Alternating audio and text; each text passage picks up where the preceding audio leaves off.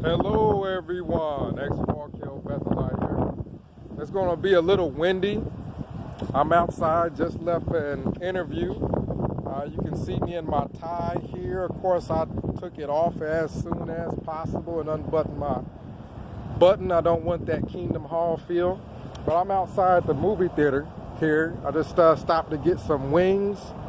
And it's going to be a minute. And I balled up my receipt. I don't need to be doing that. It's going to be a minute before they get it done, so I'm going for a little walk. But the thing about the people that feel like Jehovah's Witnesses are just nice people, you have to understand that you can't look at just one side of the coin. There's nice people everywhere. See? There's nice people everywhere. But let's look at this situation. I went to South Korea. There was a nice trip. And while I was at South Korea, we would be in the car and we would sing Kingdom Melody. They would be singing in Korean. I would sing in English. The family that I stayed with was a nice family. This is the theater here. But in South Korea, it is mandatory for young men around about 18 years old to serve military time. And if they don't serve their military time, they go to prison. I mean, full prison record and everything. Hard to get a job after and everything. So what you need to understand is, while, yeah, it was nice being in the car singing Kingdom Melody, every single Korean Jehovah's Witness male, unless they have a disability or some other reason not to do military service, they all go to jail. All of them. All of them go to prison. Some of the guys that I met in Korea and wanted to play basketball with, they were days, weeks away from having to go to prison. So we look at the rosy side of things sometimes and ignore the full picture. We have to look at the full picture. So you can have gangs, street gangs, Crips, Bloods, BDs, Vice Lords. I'm sure you got nice people who are just in it because that's the area they grew up in. Their parents were in it. Their friends are in it.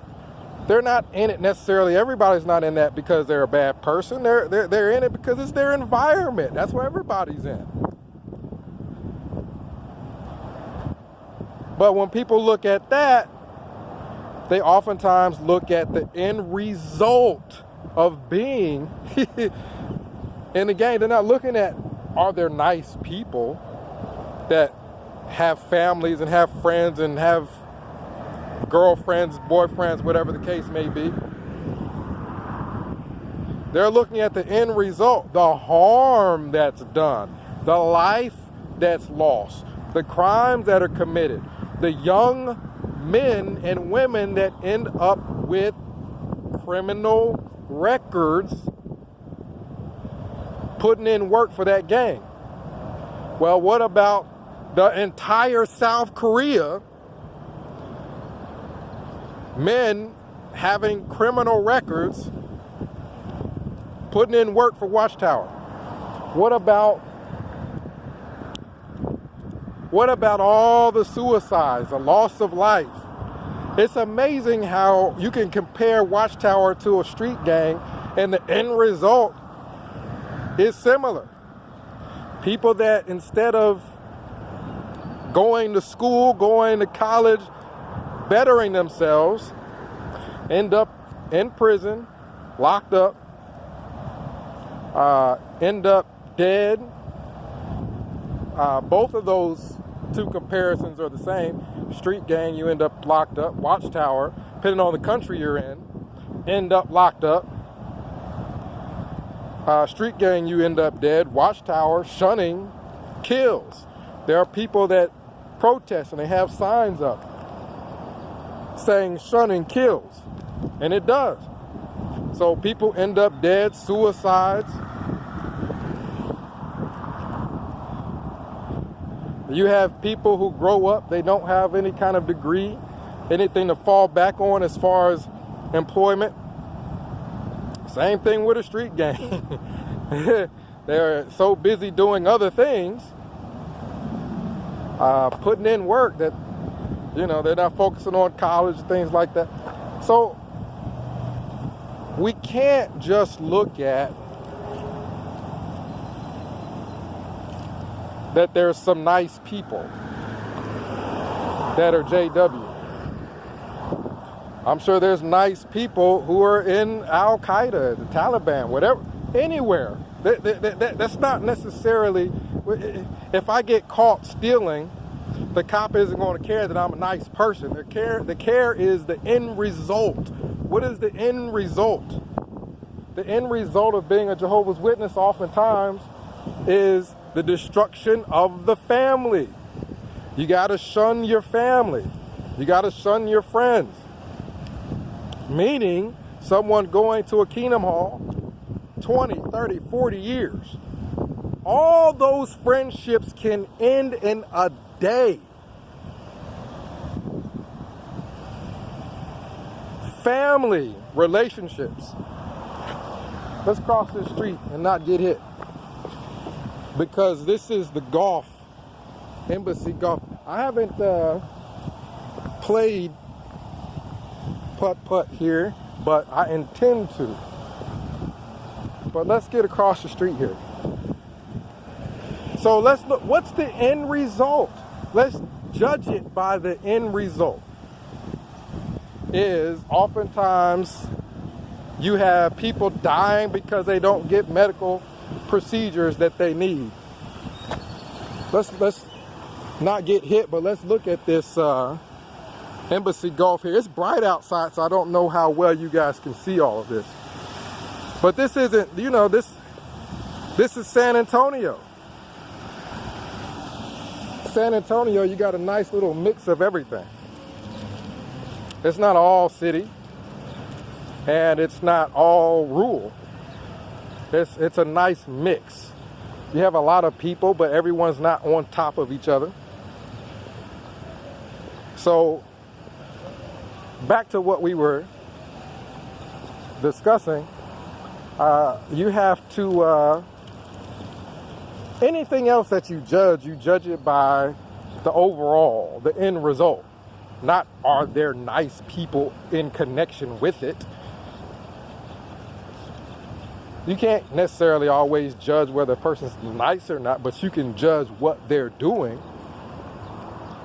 Allowing children to be sexually molested because you're more concerned about the Jehovah's Witness image than that particular child. It doesn't matter if you're a nice person or not. In that case, that's wrong. The suicides, the shunning, the people who were advised to do things that were not in their best interest because they thought the end of the world was around the corner.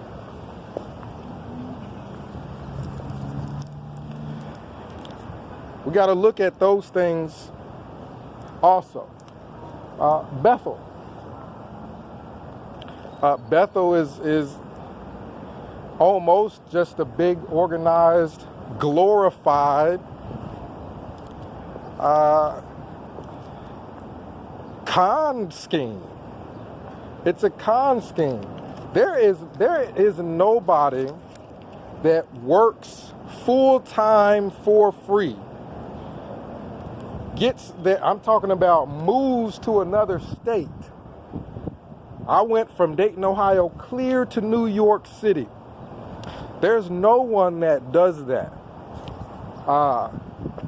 for a religious organization, completely reliant on that organization for room, board, food, everything, and then you, in return, agree to work for free. To give up your job to work for free. That's a leap of faith. That's a leap of trust. What's this trust? You trust that you're not going to get tossed out on the street by this religious organization. Well, that's exactly what Bethel does. You can't sugarcoat it. You can't, there's no way around. There's no way around it.